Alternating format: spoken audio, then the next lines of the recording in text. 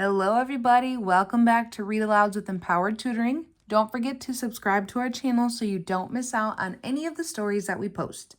Today we are reading Arthur Writes a Story by Marc Brown. Arthur's teacher, Mr. Ratburn, explained the homework. What should the story be about? Arthur asked. Anything, Mr. Ratburn said. Write about something that is important to you. Write a story. Number 1, have a beginning, a middle, and an end. Number 2, use details. Number 3, be creative. Arthur started his story the minute he got home. He knew exactly what he wanted to write about. How I got my puppy pal. I always wanted a dog, but first I had to prove I was responsible, so I started Arthur's pet business. My mom made me keep all the animals in the basement.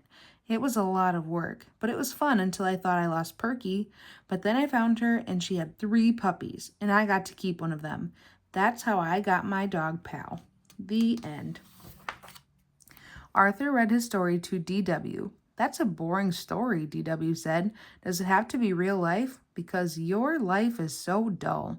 I don't want to write a boring story, said Arthur. If it were me, DW suggested, I'd make the story about getting an elephant.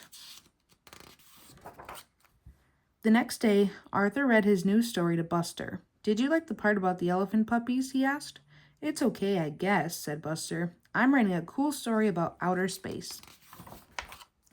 Maybe my story should take place on the moon, thought Arthur. On Wednesday, Arthur read his newest story to the brain.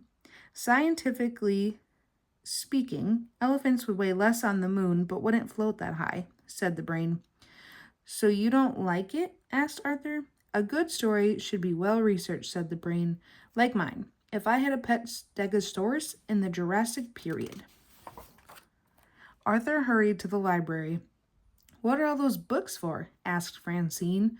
Research, said Arthur. I'm writing about my pet 5-toed mammal of the genus Loxodonta. Your what? Asked Francine. My elephant, Arthur explained. Oh, said Francine. I'm putting jokes in my story. All through dinner, Arthur worried about his story. Please pass the corn, asked Father. Corn, that's it, said Arthur. Purple corn and blue elephants on planet Schmelephant. Now that's funny.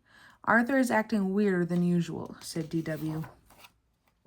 On Thursday, everyone at the Sugar Bowl was talking about their stories. Last year, a kid wrote a country western song for her story, said Prunella, and she got an A+.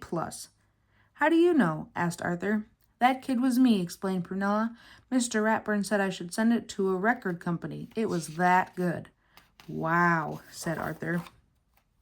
That night, Arthur's imagination went wild. He decided to turn his story into a song. He even made up a dance to go with it.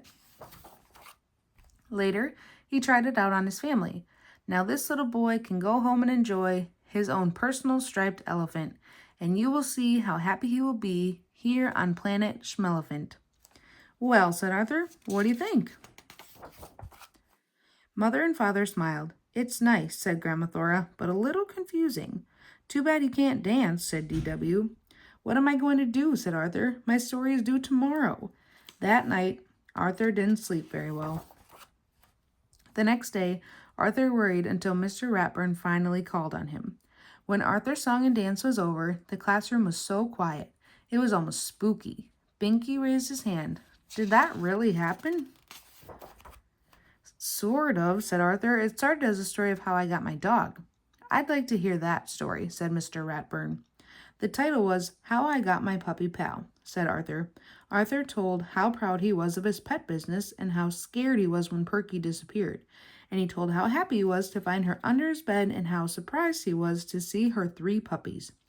And the best part is, said Arthur, I got to keep one.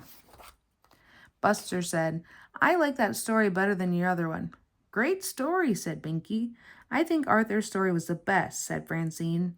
Good work, said Mr. Ratburn. Of course, I expect you to write it all down by Monday.